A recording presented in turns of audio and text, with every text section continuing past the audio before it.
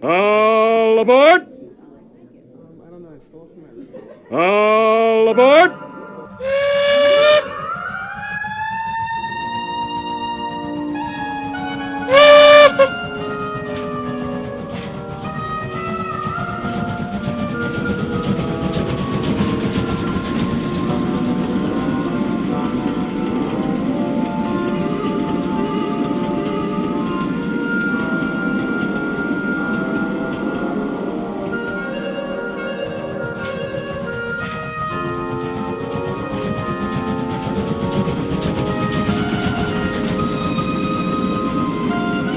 Thank you for helping me lift my bag onto the rack. You're welcome. My husband usually helps me. He saw a friend in the dining car. They're catching up. I'm in the mood to look out the window at the changing landscapes. I like that too. Would you like to join me? I have a thermos of coffee with milk and honey. My favorite drink. I have some cheese and crackers. My favorite snack. Our lucky day. I'm Kamala. I'm Paris. My friends and loved ones call me Paris. I bet there's a story that goes with that name. Kamala has a rich history. Currently, it reminds me of our vice president. She pronounces her name Kamala, like Pamela. Are you politically active? I prefer to stay under the radar. Me too. I like to think of myself as an armchair activist. I express myself through my writing. I dabble in memoir when I have the time. I was a poet, taught at the university level, retired to travel more with my husband. I guess I'm still a poet. Artists never retire. We just keep on emoting. Funny way of putting it. Was poetry an obsession from a young age? Not really. I studied Spanish and French and lived in Paris for many years. That's how I got the nickname Paris. Impressive. I live a somewhat ordinary life. I work with kids. I like helping them develop stories about themselves and historical people that they admire. I've always admired professional writers. I'm way too chatty to sit for hours and just write. I like all the noise and activity of kids and all the activity of a big city. Writing would be too solitary for me. I was like that when I was younger. I guess I changed a little over the years. I still love kids. Now I dote on my grandkids. I like reading or making up stories and singing to them. But I also enjoy the solitude of writing. I especially like to create poetry to accompany my husband's music. Collaboration is a gift and can be magical when done with someone you love. I bet you've got great stories to tell. I love hearing stories. It reminds me of when my parents read bedtime stories to me. Now they share great personal stories. Some of them remind me that fact can be stranger than fiction. Another thing we have in common. I'm tired of my stories. I love to hear what younger people have in their lives. You go first. Indulge an older woman. I'm pulling rank. Not fair. Your stories are probably more interesting. I haven't done much yet. I like stories with a twist, a surprise at the end. Like a mystery? Not quite. Surprise me. Ooh, a true mystery unfolding. Like life itself. I'm waiting. You remind me a little of myself when I was young. Reminds me of a story. I was in college, starting my master's, working toward a PhD. Again, I'm impressed. No interruptions, please. It hurts the flow of the story. It was winter break. I wanted to get away from crowds and cold weather. My parents weren't thrilled about my traveling alone. I was still their baby daughter. They were a bit overprotective. We compromised with my traveling by train to Miami Beach, get picked up at the station by longtime family friends, stay in a guest house near the beach, check in with their friends every few days, and study for a Spanish exam I had to take when I got home. I had gotten a scholarship and my parents were concerned about my grades slipping. After I got settled into the guest house, I called home, walked around the neighborhood, and found an old-fashioned drugstore with a soda fountain. It looked like the perfect place to have lunch and study Spanish. I hopped with grace onto the bar stool. I say hopped because I height challenged, and bar stools have always required careful negotiation. I ordered lunch and began to study, occasionally pronouncing a word out loud. In the middle of trying to pronounce a word, I heard a voice. I can help you with that. I looked up into the handsome, smiling face of a guy about my age. He said, "My name is Tomas." I smiled, said hello, and went back to studying. He proudly stated, "I'm Cuban, airlifted from Havana when Castro came to power after Batista was ousted. It's okay to talk to me because I'm from a privileged, educated family. I'm a student at the University of Miami." I smiled and said, "That's a great pickup line." He asked, "Please clarify the English meaning of pickup line. I don't know that expression." I told him what it meant, and he reacted by inviting me to meet his friends at the university and join him and his parents for dinner at their home. The server was listening to our conversation and was grinning. He defended Tomas by telling me that Tomas's family was well known and respectable, and Tomas was a good guy. Tomas offered to pay for my lunch. I declined, but agreed to meet his friends. We walked over to the university and introduced me to his friends, who were very nice. One of the gals warned me that Tomas was a kidder, and I should be careful about what he tells me to say in Spanish. He might change the words a little into something that would embarrass me. Afterward, Tomas took me to his home to meet his parents and have dinner. There were 3 or 4 generations living in a modest apartment. Dinner included a delicious soup made with a banana. It wasn't as sweet as the bananas I was used to. The family spoke in English, so I would understand what they were saying, only speaking in Spanish occasionally. They talked a bit about their life in Cuba, about their home, and having to leave without anything.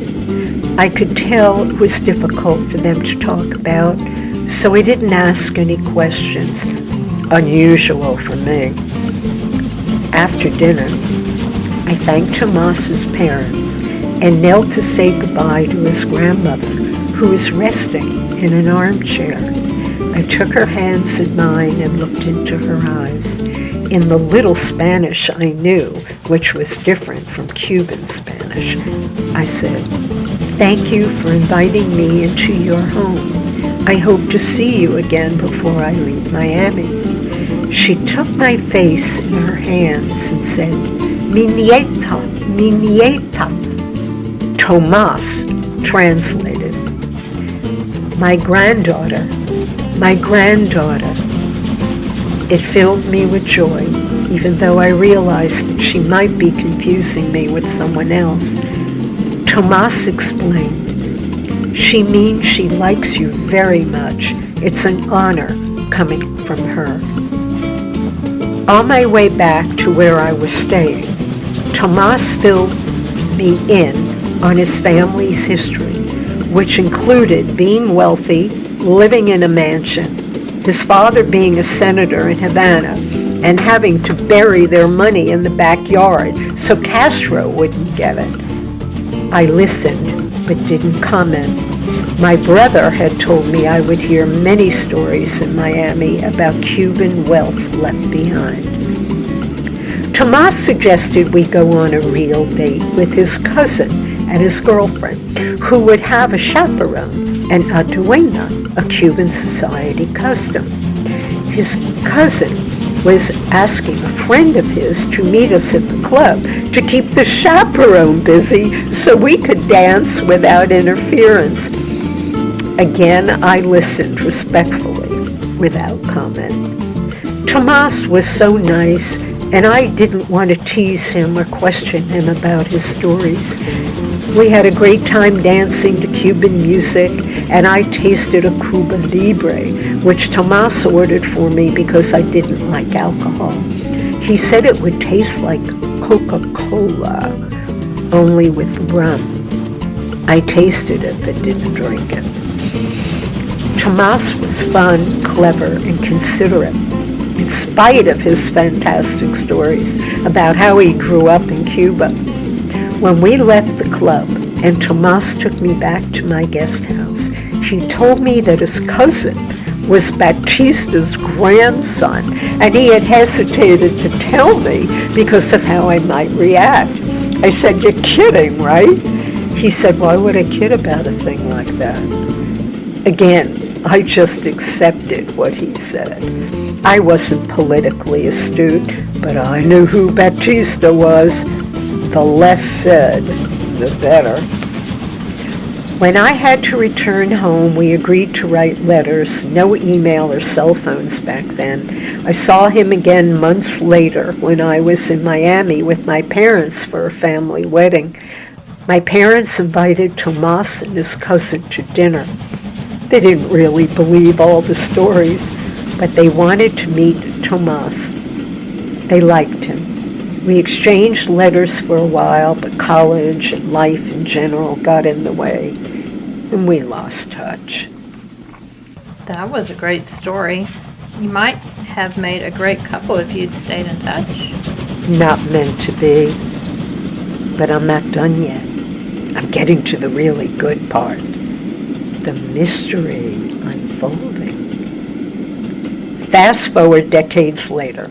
My husband and I were in Seattle on business and staying in an apartment. Our next-door neighbors, Felipe and Maria, invited me for a chat. My husband was delayed at a meeting. They were a retired couple who had emigrated from Cuba decades before and had raised their family in Seattle. My husband and I had gotten to know them pretty well.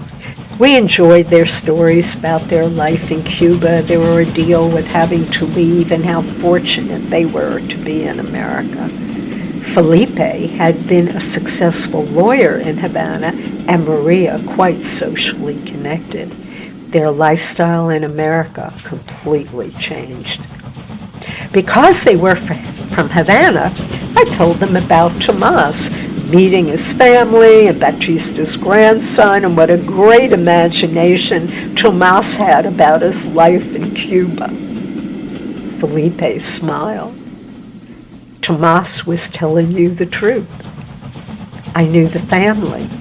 I served on committees with Tomas's father.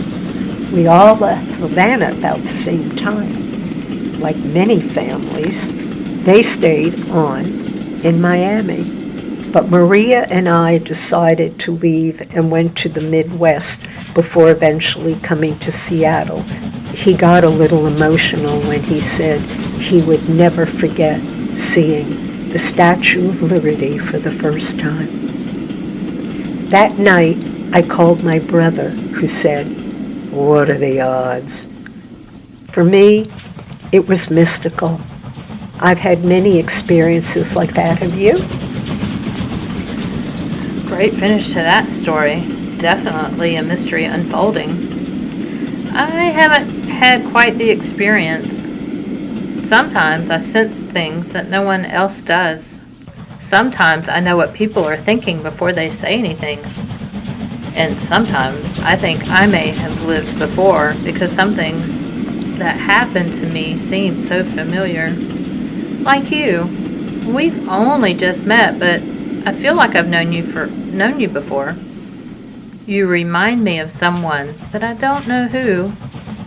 I've discussed this sort of thing with my mother, and she thinks I may have inherited a little of my grandmother's gift of second sight. Do you know anything about that? Welcome to the club. I'll elaborate later. Where are you headed? I don't know. I felt like I needed to get away, a guy thing, afraid I'll get my heart broken. More on that later. Where are you headed? Home for the holidays. No matter where our travels take us, it's home for the holidays and time with family. Even though my travels are usually big cities in different countries, it's small towns where I feel most comfortable. Small town America is really my home. Statue of Liberty was the first thing my grandparents saw before moving to a small town. What does the statue have to do with small town America? The statue represents a beacon of light, hope, possibilities, and a gateway to freedom. My grandparents were from a small town in Europe and believed in the hope and friendliness of small towns. They didn't want to stay in a big city. A large percentage of immigrants to America have done that for the same reason. The statue's light represented great ideas leading to a future. Playwright William Gibson wrote in The Miracle Worker, "You can see 5,000 years back in the light of words." Interesting. I never thought of it that way. How do you think of it? I saw the Statue of Liberty only once as a tourist. I grew up in a small town with friendly people where I could dream about my future. The kids I teach think of their neighborhood as a crowded place with people who are going to protect them or hurt them. Too often, it's a scary place for them. Most of them have never seen the Statue of Liberty. I'm not sure what their dreams are or if they even have any about their future. They're too busy trying to survive. I've met other teachers from neighborhoods less than a mile away from where I teach. They say their kids think their neighborhoods are like a small town. They know everyone and feel safe. Maybe you'll think about it all differently in the future. Creating stories with your students could include their dreams for the future. Their dreams become the hope and possibilities for all of us.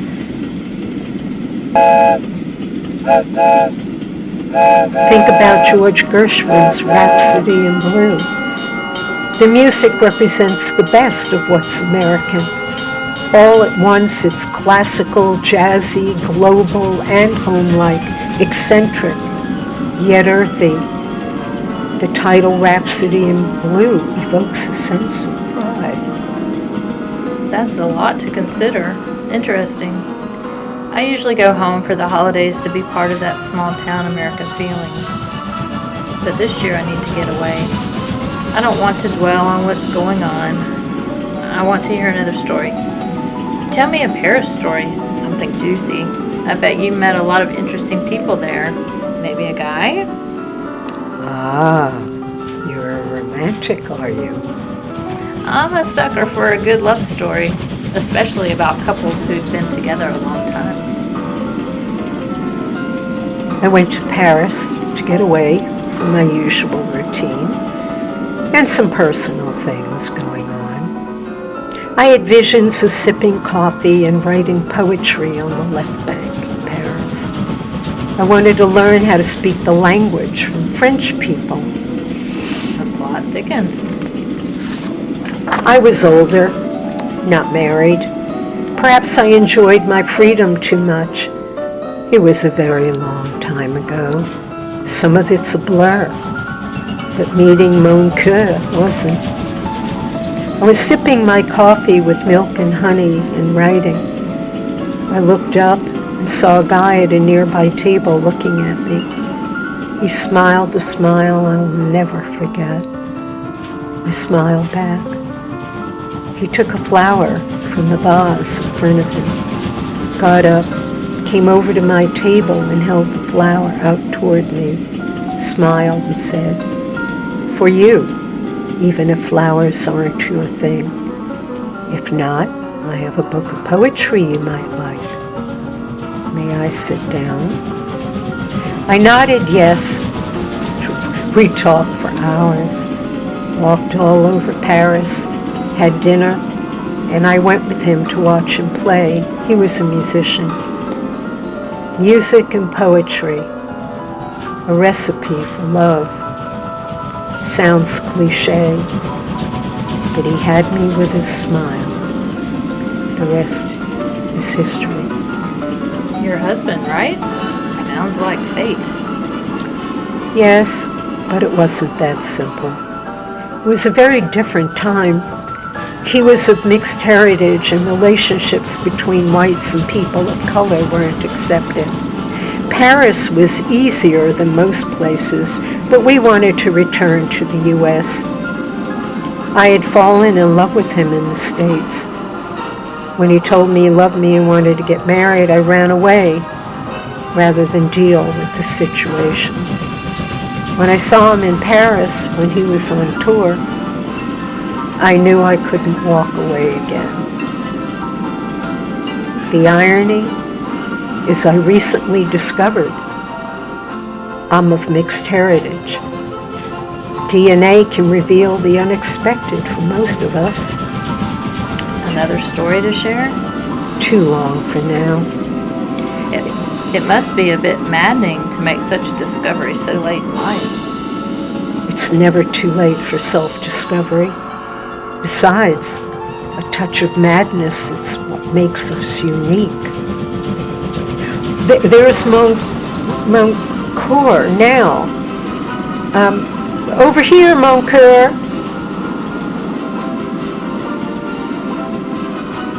Paris. Well, what's your husband's name? Are you okay? You look like you've seen a ghost. He has many names depending on what country we're in. People all over give him different names. His birth name is Clarence, but he doesn't connect to it just like I don't connect to my birth name, Catherine. I call him Moncoeur because he is my heart. And I'm Paris because Paris brought us back together. Why do you look so shocked? I told you he was a man of color.